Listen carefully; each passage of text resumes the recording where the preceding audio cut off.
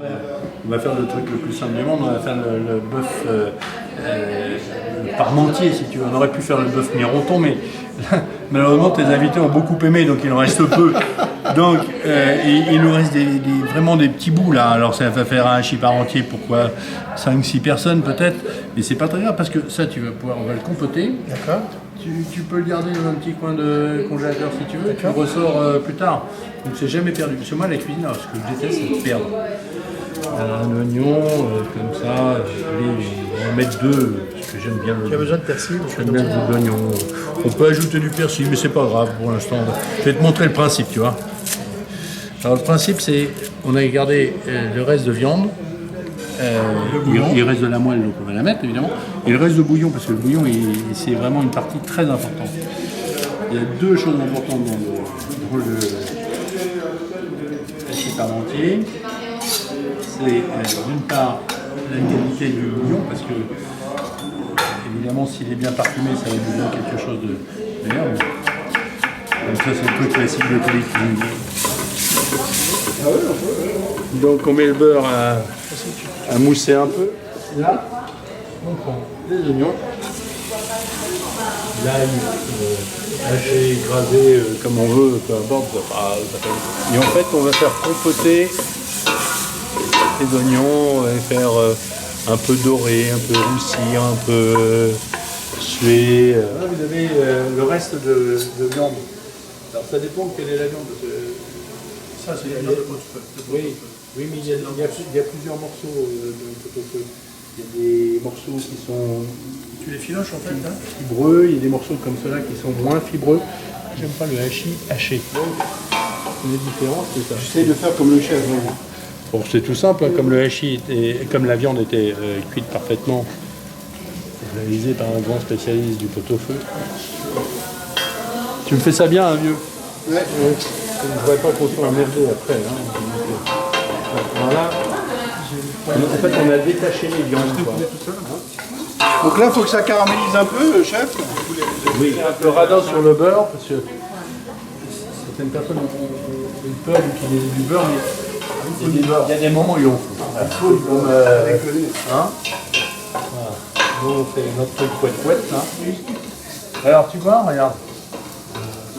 L'oignon, là, il est un peu en train de chanter avec le beurre. C'est pour ça qu'il faut de la matière grasse. Bien sûr. Il faut de la matière grasse. Mais comme on met beaucoup de matière grasse supprimée, le gras a bu du bouillon. Parce que là, sinon, ça va faire un peu trop gras. Donc on enlève le dessus.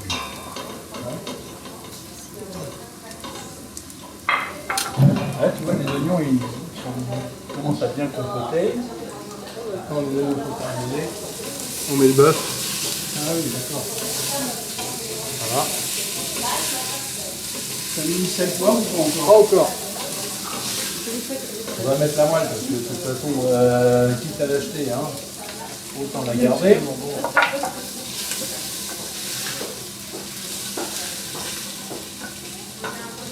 Voilà. Et c'est là où est le secret.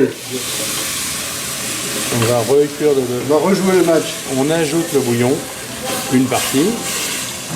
On va réduire en dessous le feu, pour pas que ça aille trop vite. Je te laisse faire. Minimum. Voilà. Et on fait compoter.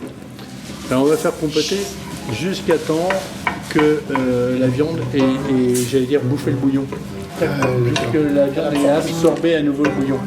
Alors, là, je vais en remettre un peu, hein, ne vous inquiétez pas, c'est normal. Voilà. Ça concentre aussi les sucres alors. Voilà, donc le bouillon va se réduire. Avec le bouillon là, tu fais une sauce. T'en prends une partie. T'en prends une partie, disons, avec 8 personnes. Alors on va prendre 2. Je te donne une petite casserole. Tu veux que je la fasse aussi?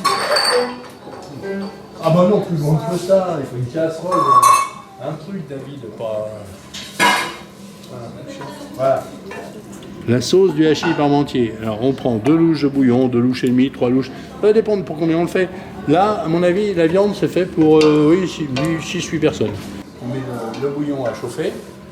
On le fait réduire de la moitié, là, qui se concentre bien, et on ajoute dedans des petites palettes Un beurre cru.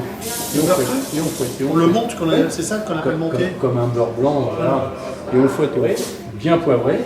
Si on a un peu de truffe, on râpe des truffes au dernier moment. Alors là, on va le laisser cuire pendant une quinzaine de minutes, une vingtaine de minutes.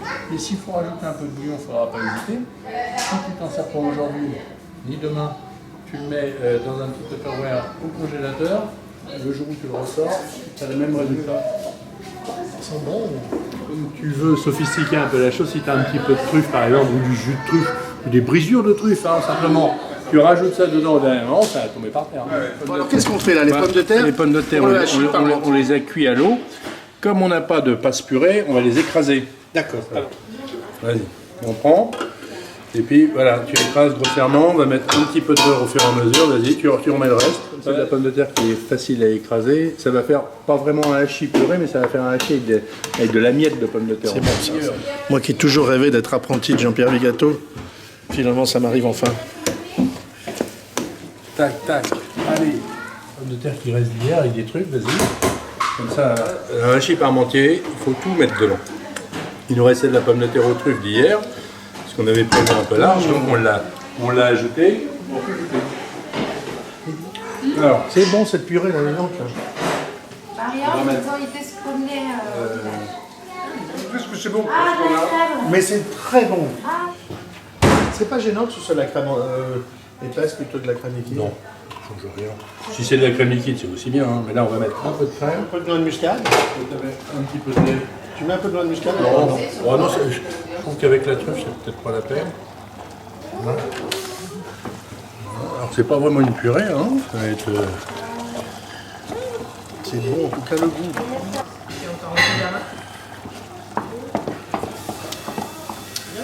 Qu'est-ce que c'est bon ça. Comme j'ai un peu de jus, donc j'ai toujours un peu épaisse, et ben, plutôt que de rajouter de la matière grasse, je mets mon jus. Voilà.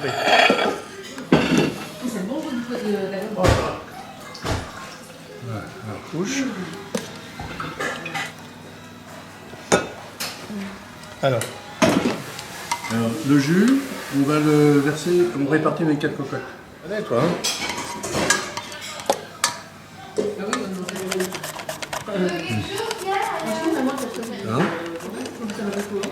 Le casse-cou. On fait ça et